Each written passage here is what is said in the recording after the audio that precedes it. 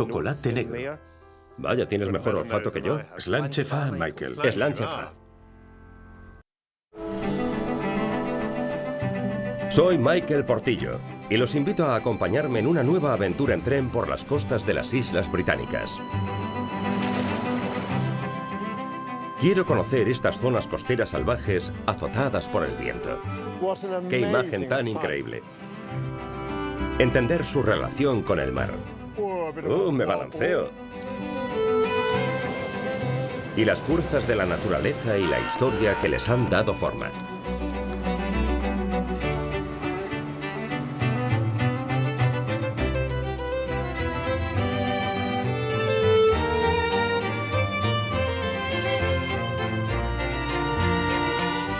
Viajes en tren por las costas británicas. De Invergordon a Tain.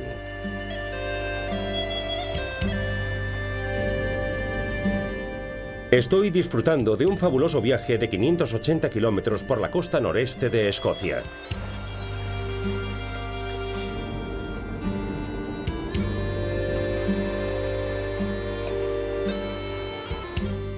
Lo empecé en Inverness, mi puerta hacia las tierras altas, y exploré el Parque Nacional de Cairngorms y las comunidades costeras de la orilla sur del fiordo de Marey. Ahora me dirijo hacia el norte desde Inverness, siguiendo la costa del Mar del Norte, pasando por destilerías, lagos y castillos, hasta Thurso, la estación ferroviaria más septentrional del país. Y luego tomaré el ferry para cruzar el fiordo de Pentland, el estrecho que separa la Escocia continental de las Islas Orcadas, para terminar mi viaje.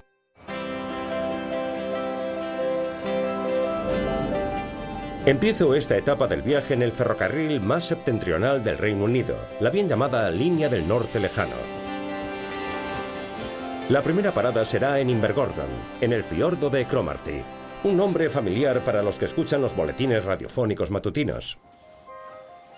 Y ahora el pronóstico marítimo elaborado por la Oficina Meteorológica en nombre de la Agencia Marítima y de Guardacostas. Cromarty, Forth, Tyne, Dogger. Norte o noroeste, después pasará a variable, de 2 a 4, lluvias y bueno. El fiordo de Cromarty es una de las grandes entradas de la costa nordeste de las Tierras Altas. Su entrada está custodiada por un bonito faro del siglo XIX, construido por Alan Stevenson, el tío del escritor escocés Robert Louis Stevenson.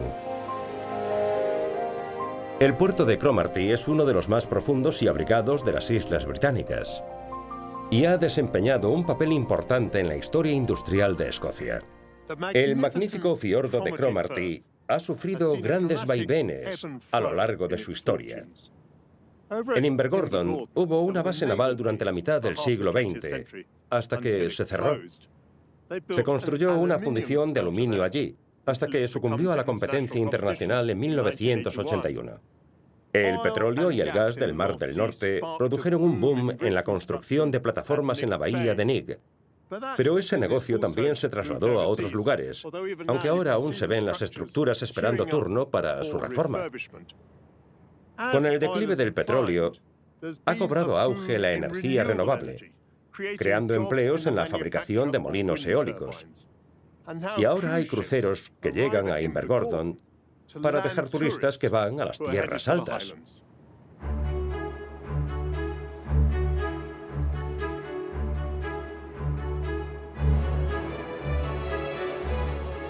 Una de las plataformas ancladas en el fiordo de Cromarty es la Well Safe Guardian. Construida en 1985 en el astillero de Clyde, pasó gran parte de su vida útil perforando pozos en el Mar del Norte.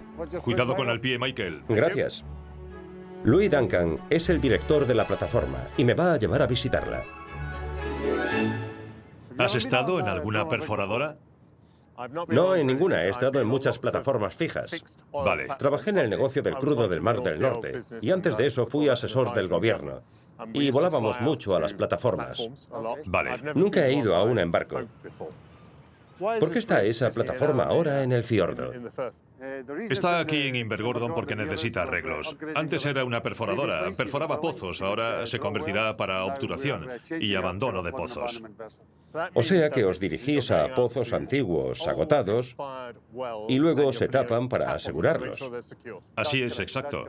Entramos de nuevo en algunos de esos pozos antiguos. Se realizan trabajos en ellos y luego se vierte cemento para que queden cerrados el mayor tiempo posible.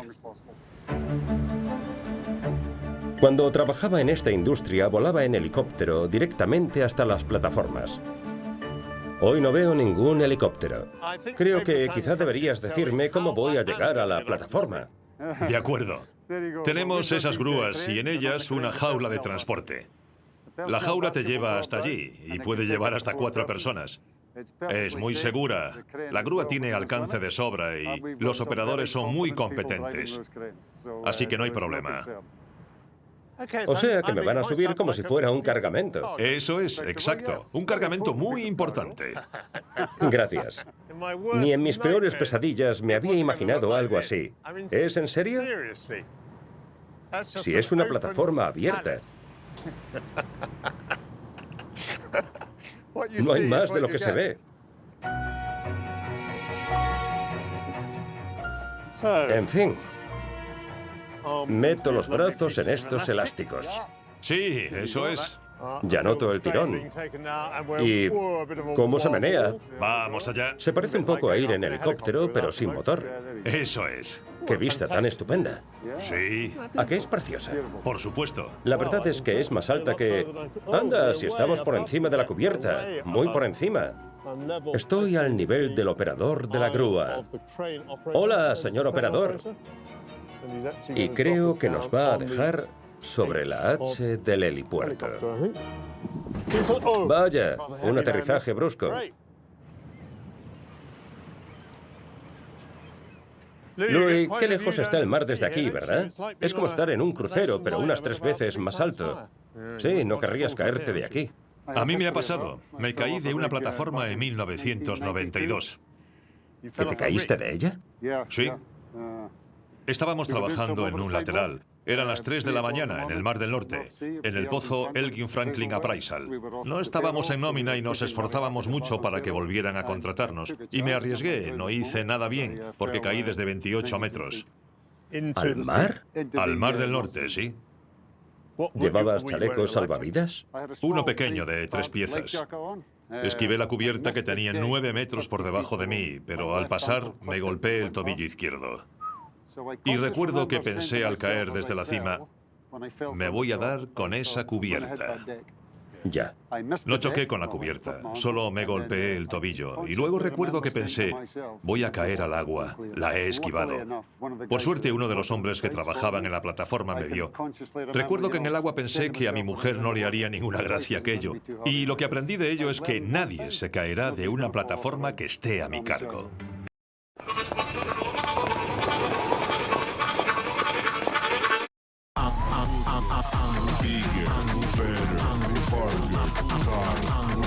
Prueba ya el menú Angus de Calç con patatas Criscats por 7 pavos. Angus. Un Seagrams 00, por favor. Venga, amigo.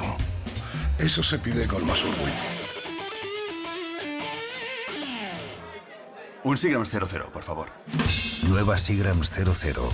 Pídela con orgullo. Irresistible. Nueva McExtreme Barbecue Bourbon Huevo. McExtreme. Sabor bestial. Tu gato es un experto del equilibrio, como Purina One Bifensis. Ayuda a proteger su microbioma saludable, equilibrando las bacterias buenas y malas, por una salud visible, hoy y mañana.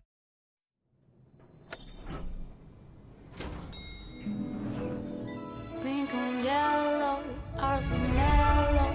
Violet, green and blue are so cool. Don't forget to love. Don't forget to play. Love, play. En la Fundación Juegaterapia convertimos las azoteas de los hospitales en jardines mágicos para que los niños sigan siendo niños. Ayúdanos a que la quimio jugando se pase volando. Advanced Active Defense. Elaborado con una receta de alta calidad y pollo como primer ingrediente. Advanced Active Defense. Nutrición de calidad que ayuda a sus defensas. La situación humanitaria en Ucrania y los países vecinos se está deteriorando rápidamente y millones de personas afrontan dificultades y sufrimiento extremo debido a la escalada del conflicto. Mientras continúe este conflicto, nuestro increíble voluntariado y personal de la Cruz Roja estará allí para ayudar a las personas afectadas. Dona hoy. Desde mañana y hasta el jueves, financiación total 0,0 para clientes con tarjeta El Corte Inglés. Electrónica, electrodomésticos, hogar, moda y mucho más. Consulta condiciones en elcorteinglés.es. Donde unos ven límites, otros ven metas. ¡Vamos! África con Adea de Pitán. Viajando con estilo. Descubre todas las caras del continente con un guía imparable. Si no me pellizco, no me lo creo. Estreno martes 30 en Buen Viaje, el canal que te lleva más lejos.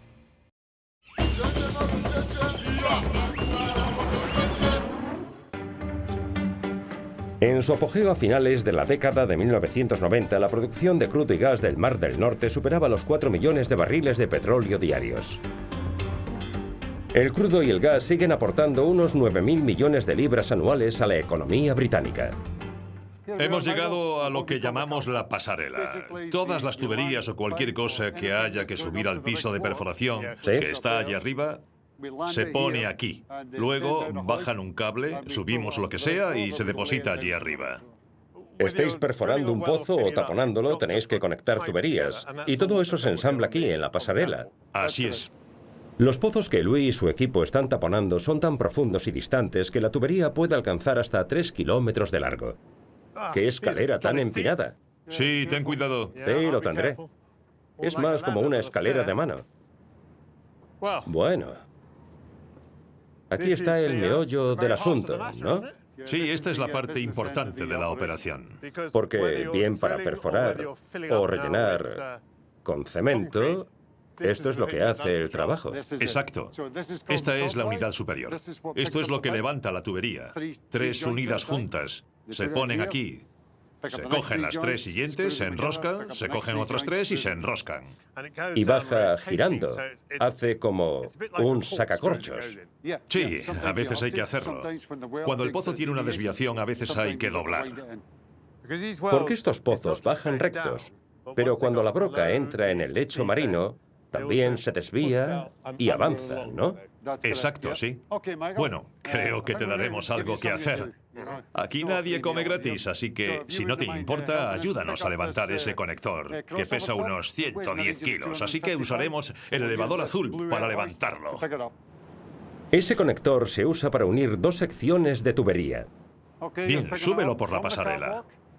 ¿Vale? Lo subes hasta la puerta y lo dejamos en el suelo de la plataforma. Desengancha y tira hacia atrás despacio. Miro por la ventana y veo que está subiendo por la rampa hacia la puerta. Muy bien, muy bien. Sigue así. Sigue subiendo. Sigue, sigue. Y llega a la puerta. Y abajo. Perfecto. No ha estado mal. Buen trabajo. Ha sido divertido.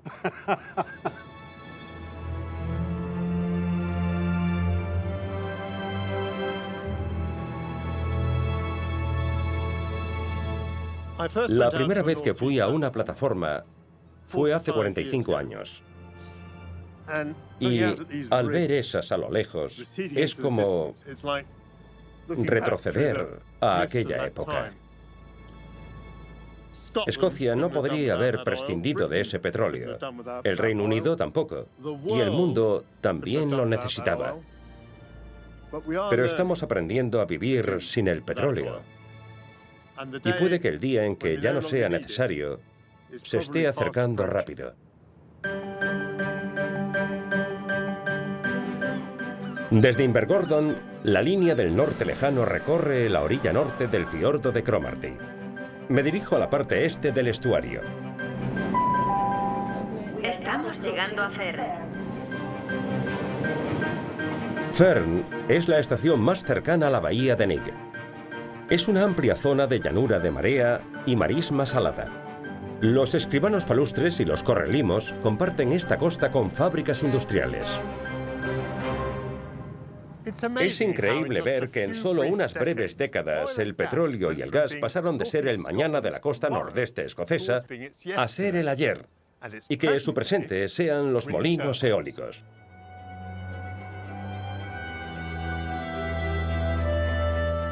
El Nigg Energy Park ofrece uno de los mayores puertos de embarque del Reino Unido para las granjas eólicas marinas.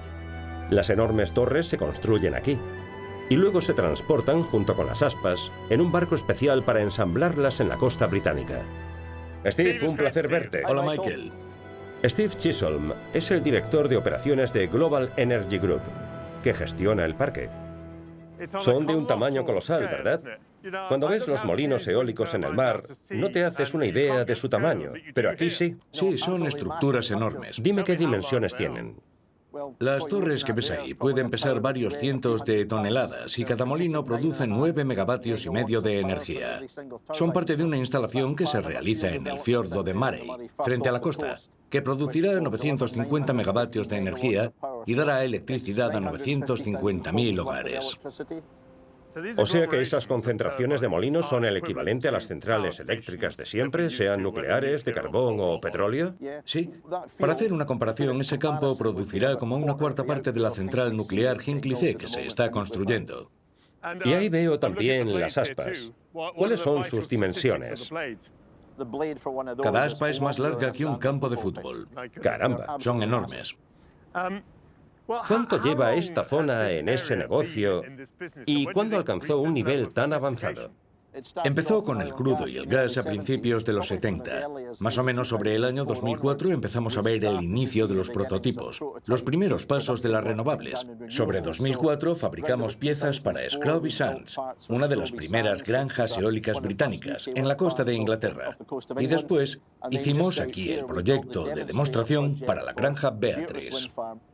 O sea que la zona y el recinto se han renovado. ¿Eso se aplica a ti también? ¿Te has renovado? Desde luego que sí. Sí, bastante. Y espero que para mejor y más verde. Mi vida ha sido de aprendizaje constante. Primero trabajé en el petróleo. Creo que mi primer proyecto petrolífero fue en 1983. Me curtí en esa área y recorrí el mundo para hacer varios proyectos. Y lo que más satisface del renacimiento de este lugar como fábrica y del rápido crecimiento de las renovables es que muchos de los trabajadores, sean proveedores o ingenieros, están regresando al país y a la región para trabajar en esta regeneración industrial. La energía eólica en tierra proporciona sobre el 70% de la energía renovable de Escocia, pero las granjas eólicas marinas crecen y ahora incluyen la primera granja eólica flotante en la costa de Peterhead, al norte de Aberdeen. En el año 2030, el gobierno escocés quiere generar la mitad de la energía consumida en el país con fuentes renovables. ¿Qué es ese vehículo tan descomunal? Se llama SPMT. Es un transportador modular autopropulsado. Tiene muchas ruedas para distribuir la carga pesada. Lo que van a hacer ahora es ponerlo debajo de aquel cargamento de aspas y ambas partes sincronizadas se elevarán. Levantarán el cargamento de aspas del suelo y así podrán llevarse al muelle para cargarlas en el barco y a continuación ser instaladas en el mar. ¿Y ni siquiera tiene conductor? No, funciona por control remoto. Puede que el crío que jugaba con el control remoto de un coche de juguete ahora juegue con uno mucho más grande. ¿Y qué tiene la bahía de Nick? ¿Qué tiene en sus aguas para que atraigan un proyecto de ingeniería tras otro? Es un lugar natural estupendo.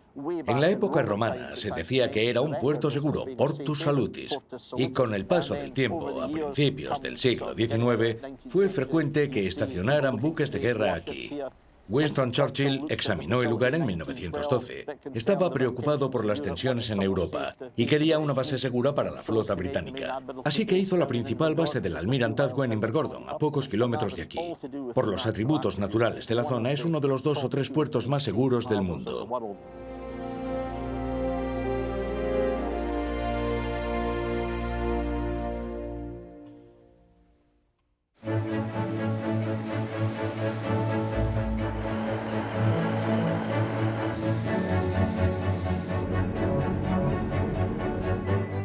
Me dirijo hacia el norte, a Tain. La ciudad está situada en la orilla sur del fiordo de Dornoch, el siguiente entrante costa arriba desde Cromarty. Tain es el burgo real más antiguo de Escocia y obtuvo su primera carta real en 1066.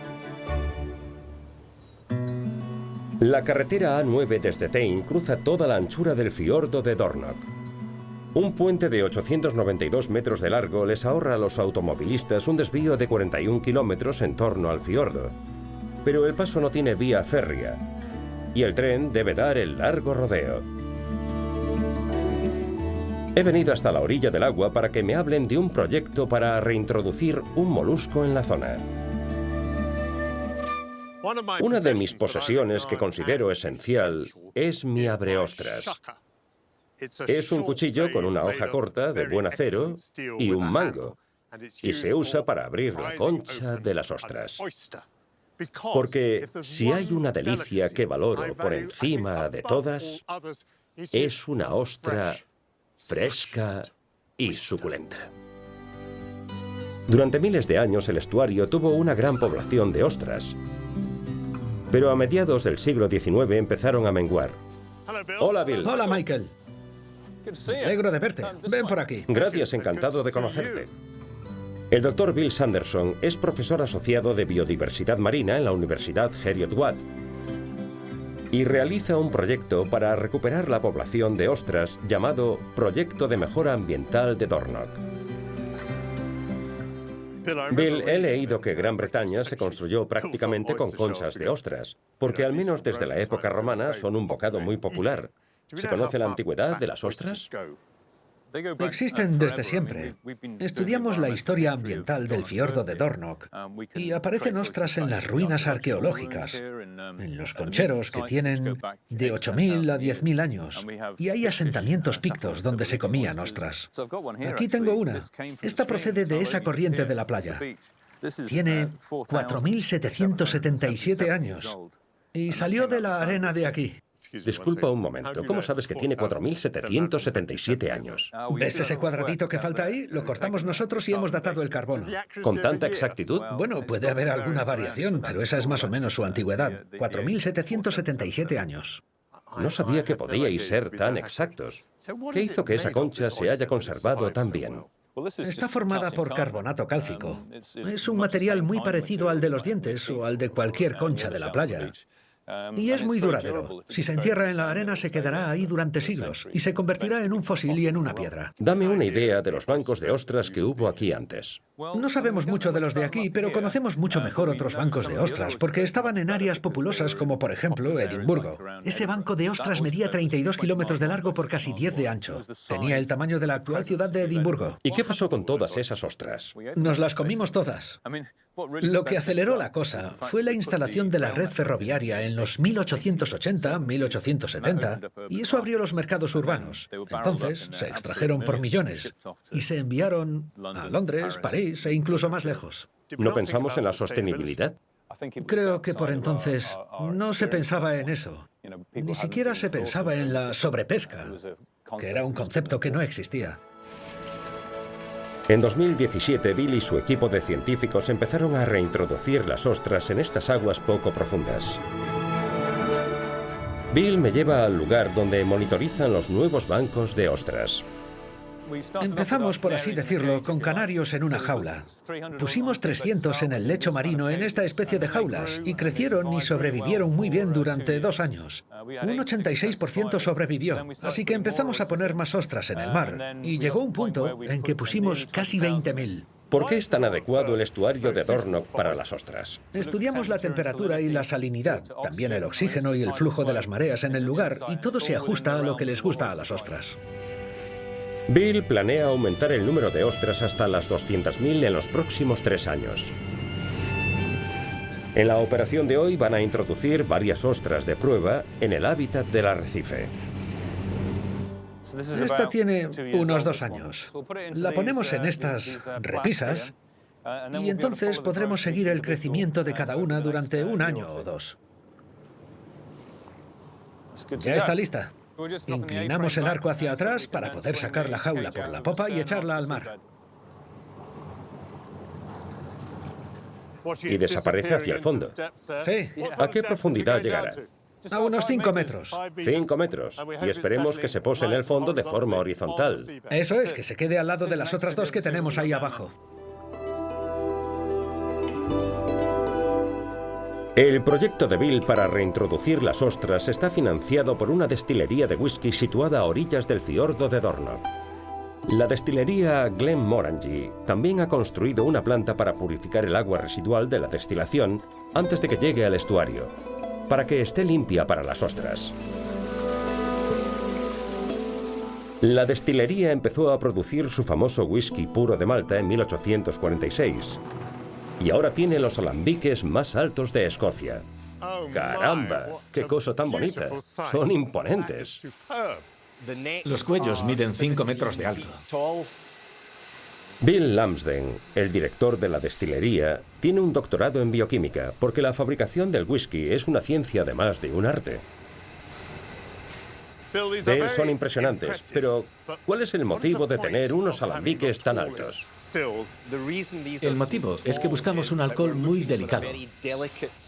Algunos de los vapores no pueden llegar a la cima, se condensan y licúan, caen y vuelven a destilarse. Estaba pensando en los ingredientes para un buen whisky. El agua es muy importante, pero uno de los que resultan desconcertantes es la turba. Antiguamente, antes de llegar el gas, la electricidad y el vapor, la cebada se secaba sobre el fuego, que en Escocia solía hacerse con turba. Y ahora solo usamos turba en unas pocas destilerías.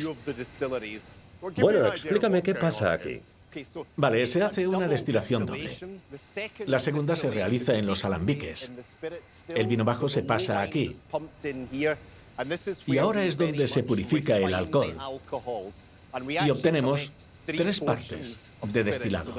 La primera parte se llama cabeza, muy penetrante, con mucho alcohol. La tercera parte se llama cola. Y esas dos se ponen aparte. Pero el corazón del destilado, que es lo mejor y más puro, es lo que metemos en los barriles. ¿Qué importancia tiene ahora el whisky para Escocia? En términos económicos, la industria escocesa del whisky es una de las más importantes, o quizá la más, para Escocia, y da empleo a decenas de miles de personas. No solo a las que destilan el whisky aquí, también a los agricultores que cultivan la cebada, a las empresas de transporte o a los toneleros que hacen los barriles. Así que es parte del tejido de Escocia. Hola, perdone que la interrumpa, me llamo Michael. Hola, Joana, encantada. Ana, ¿cuál es su tarea en el receptor de destilado? En este momento compruebo la potencia del alcohol. Estos son los alambiques. Este destilado ha estado dentro unos 20 minutos. Así que debería tener sobre un 70% de alcohol. ¿Por qué tiene candados el receptor de destilado? Para que nadie lo toque de ninguna forma. Antiguamente la costumbre era que solo una persona tuviese las llaves. Es para que a nadie se le ocurra probar un chupito. Entonces, ¿usted se encarga de controlar la calidad del producto? Eso es, sí. Bueno, mejor que no la interrumpa más. Es un trabajo importante. Gracias por hablar conmigo. De nada, un placer.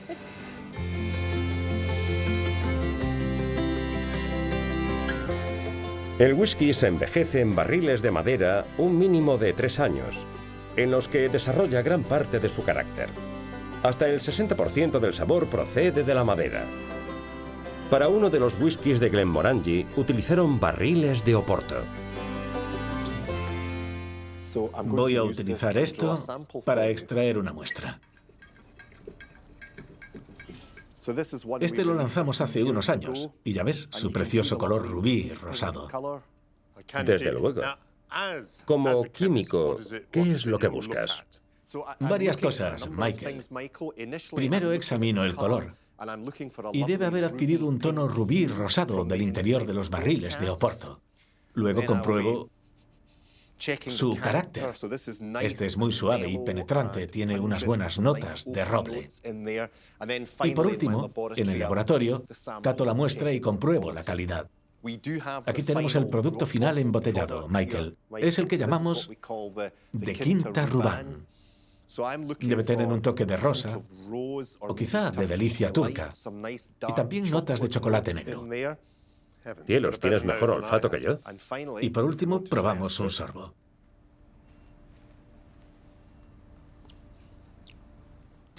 Es muy suave, rico, intenso. Y percibo notas de chocolate negro, naranja y quizá un poco de menta. Slanchefard, Michael. Slanchefard. Fabuloso.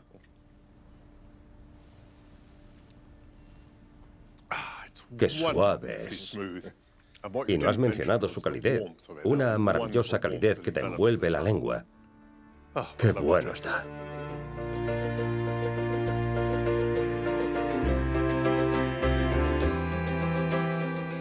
Escocia saca buen partido a sus costas, escarbando en el lecho marino para buscar petróleo y gas, y subiendo a las alturas para aprovechar el poder del viento. Todo eso, y también las ostras. Y durante siglos muchos escoceses han levantado un vaso de whisky para celebrar la buena suerte de ser de este maravilloso entorno.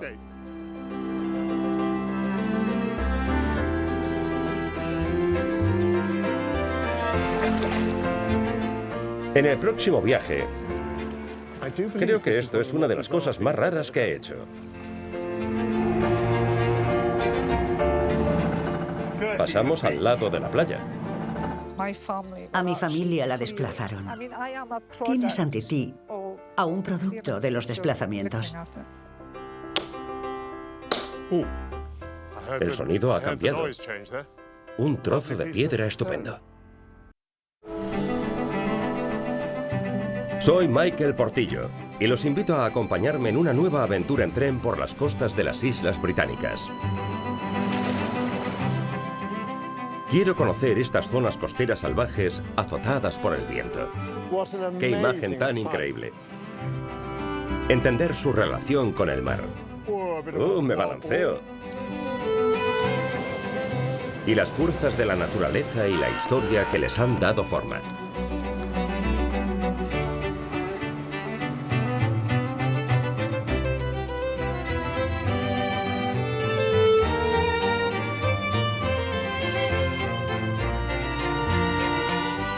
Viajes en tren por las costas británicas. De Lerg a Caithness.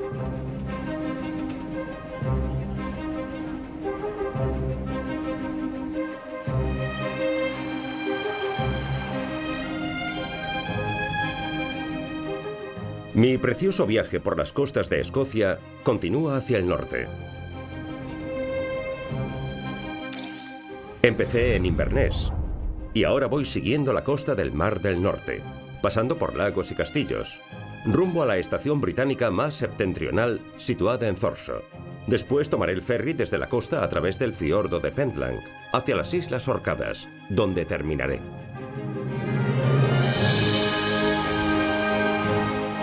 Hoy sigo viajando en la línea del norte lejano, que mayormente monovía sirve a las ciudades y pueblos de la costa este de Escocia al norte de Inverness.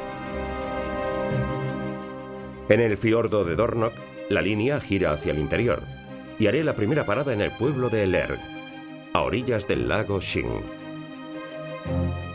Mide 28 kilómetros de largo, es el mayor lago de Sutherland y está en el centro de una de las mejores zonas fluviales de Escocia para el salmón.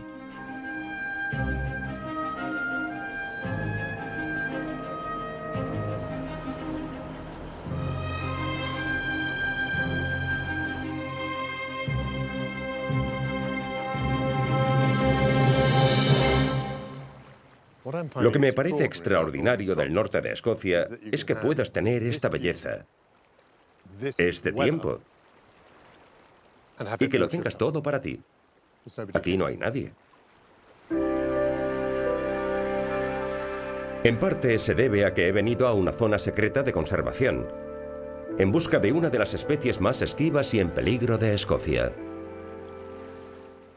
De niño aprendí que dentro de las ostras podía haber perlas, pero durante toda una vida comiéndolas nunca he encontrado ninguna. La noticia de que en los mejillones también puede haberlas es sorprendente y me hace pensar en lo que me he perdido cuando en todos estos años he comido montones de ellos. Ian Syme es experto en el mejillón perlífero de agua dulce, un molusco en peligro de extinción en Escocia. Ian, hola, soy Michael. Hola, Michael. Un placer verte. Ian, ¿cómo consigues no parecer cómico vestido así? Bueno, creo que eres demasiado amable. ¿Crees que podremos ver algún mejillón perlífero? Sí, porque hace sol. El nivel del río está bastante bajo y pese a ser una especie en grave peligro en toda Europa, sé que en este río hay algunos. ¿Es que vamos a llamarlos con un megáfono? No, al ser moluscos están bastante sordos. Pero este es el avanzado aparato que usaremos para buscarlos. Es un simple visor con fondo de cristal. Estupendo.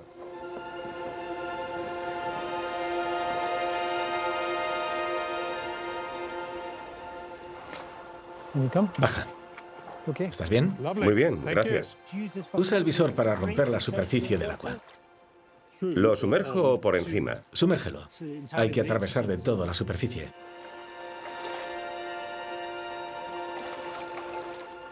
Piedra, piedra, piedra. Se parecen mucho a las piedras.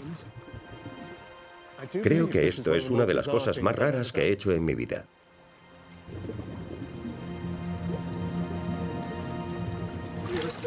Ahí hay una piedra y al lado hay un mejillón de agua dulce. Vaya, jamás lo habría reconocido. Son del mismo color que una piedra. A menudo tienen la misma forma, pero tienen una abertura oscura. Están tan protegidos como el águila real. O sea, que es ilegal molestarlos, pero teniendo licencia, podemos coger uno para verlo bien. Muy bien, ¿podemos usar tu licencia para hacerlo? Sí, así es.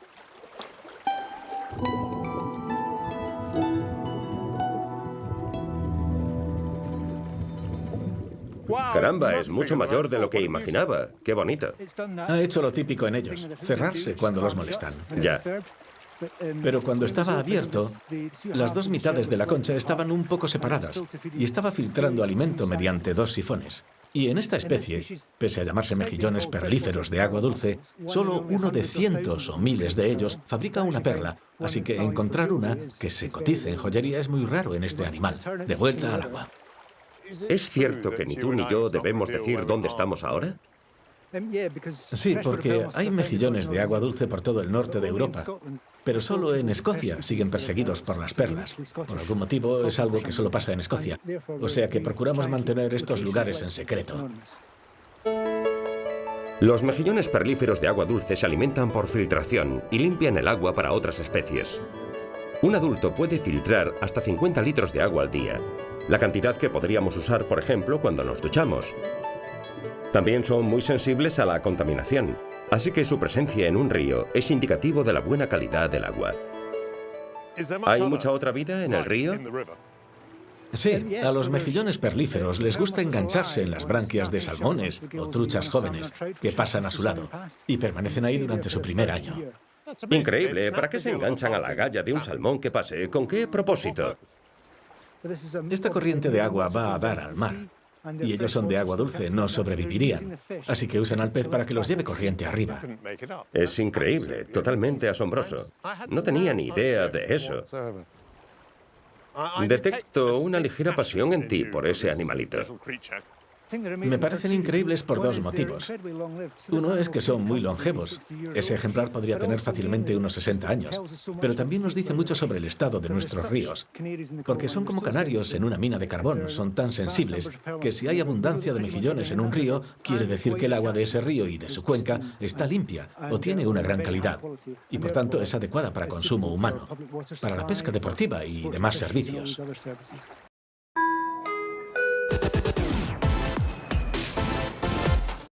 ¿Cuál es la forma perfecta? La que tiene un sabor único. Disfruta de la sublime experiencia de la avellana. Helados Ferrero Rocher, el sabor de la perfección. Y este verano... ¿Estás listo para la nueva experiencia Ferrero Rocher Caramelo? No puedo esperar. 3 capas de placer con el nuevo Ferrero Rocher Triple Experience. Dime lo que compras y te diré que dejas. Dime lo que ahorras y te diré tus sueños. Que después de todo... el progreso es eso, que el que venga atrás tenga un poco más en lugar de menos. En Bankinter mejoramos la rentabilidad de nuestras cuentas sin comisiones. Te damos un 1% sin condiciones con nuestra nueva cuenta digital y hasta 680 euros más si decides traer tu nómina. Infórmate en bankinter.com. Para sentirte bien, empiezas de cero. Cero dudas de que podrás pasar de esto a esto en 0, cero presión, que siempre puedes empezar de cero. Y cero prisas para disfrutar cada mañana de estos deliciosos grumitos. ¡Qué bueno empezar de cero! 2 cositas. La primera, un motero siente la libertad del viento en su cara. La segunda, un mutuero siempre paga menos. Vente a la Mutua con tu seguro de moto y te bajamos su precio sea cual sea. Llama al 91 555 5555, 91 555 5555. Por esta y muchas cosas más, vente a la Mutua. Estar en forma requiere esfuerzo. En casa yo no quiero estropearlo. Con Burgo de Arias Protein Plus disfruto de cada receta con todo el sabor. Sin aditivos artificiales y un 14% de proteínas.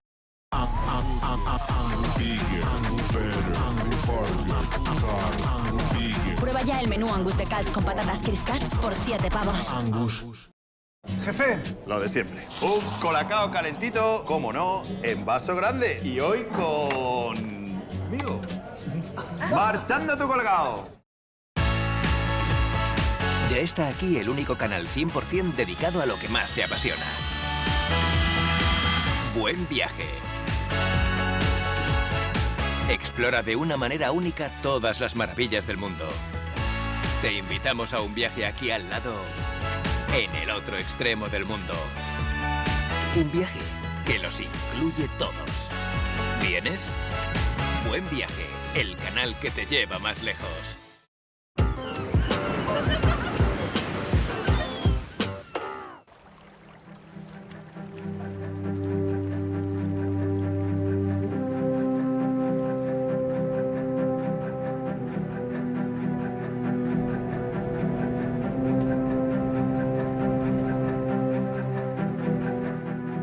Después del Erg, la línea del norte lejano gira al este y se dirige de nuevo hacia la costa.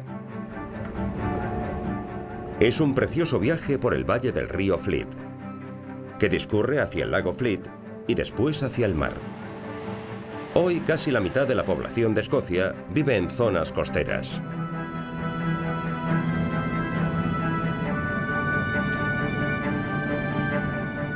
Nos aproximamos al castillo de Dunrobin. Es una parada solicitada. Tengan cuidado con el escalón al bajar del tren.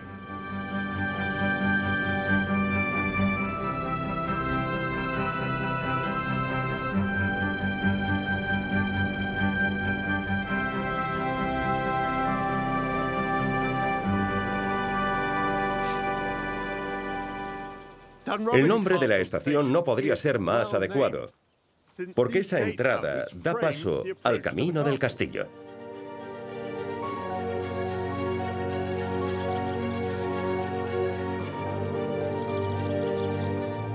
Encaramado en una terraza alta que domina el mar del norte, el castillo de Dunrobin parece sacado de un cuento de hadas. Es el hogar de los condes y duques de Sutherland desde el siglo XIII. Pero en 1845 el castillo se remodeló al estilo de un château francés. A mediados del siglo XIX, el segundo duque de Sutherland era el mayor terrateniente de Europa Occidental. Su finca, en su mayoría terreno montañoso escarpado, abarcaba unas 500.000 hectáreas, casi la misma extensión que Norfolk. Este condado poco poblado es el de Sutherland. Pero la falta de habitantes en sus montañas no se debe solo al duro entorno, sino también a algo premeditado. Y he venido para averiguar cómo, en una época de despiadada modernización industrial y agrícola, se expulsó de aquí a la población de las tierras altas. El nombre de Sutherland se asociará para siempre con los desplazamientos forzados, un tema emotivo para muchos aún hoy. He quedado en reunirme con Morag, una antigua profesora de historia. Aunque su apellido es Sutherland, como el de muchos en la zona, no tiene parentesco con esa familia. Morag, háblame un poco del hombre que se convirtió en primer duque de Sutherland. Empezó siendo el marqués de Stafford, en Inglaterra, y heredó el dinero del duque de Bridgewater, que era muy rico. Cuando les hablaba de ellos a mis alumnos, les decía que habría sido como ganar el gordo todos los días. El marqués de Stafford estaba casado con la condesa de Sutherland, y entre las tierras de ella y el dinero de él, pudieron llevar a cabo lo que llamaron el Plan Sutherland. ¿Cuál era ese plan?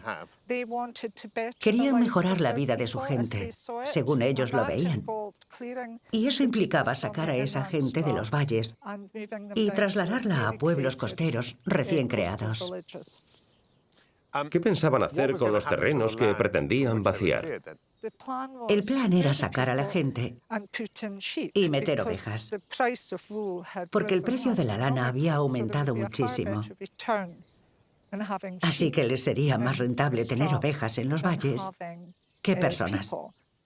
Dices que su intención era mejorar la vida de las personas, pero las sacaron de forma involuntaria de esos terrenos y les quemaron las casas, ¿no es cierto? Bueno, ahí creo que la cosa se complica un poco. Me parece que de verdad creían que iban a mejorar las condiciones de sus arrendatarios, pero no creo que les consultaran. Durante los desplazamientos fue práctica común destruir los techos de paja de las casas vaciadas para evitar su reocupación. Pero en 1814 el delegado del duque, Patrick Sellard, fue acusado de quemar adrede una casa mientras había alguien dentro. Lo acusaron de homicidio sin premeditación, pero acabó absuelto. ¿Qué clase de vida tenía la gente cuando llegaba a la costa? Les dijeron que se dedicaran a la pesca. Y si no has visto un barco en tu vida, me imagino que les resultaría bastante complicado. Dime cuál fue la experiencia de tu familia por entonces. En 1820, a mi familia la desplazaron al pueblo de Brora. Así que tienes ante ti a un producto de los desplazamientos. En 1923, toda mi familia se había ido, porque no había pesca. Mi abuela tenía 9 hermanos. Todos emigraron, y ella también. Pero por motivos familiares, mi abuela volvió aquí. Así que, en cierto modo, mi caso es especial.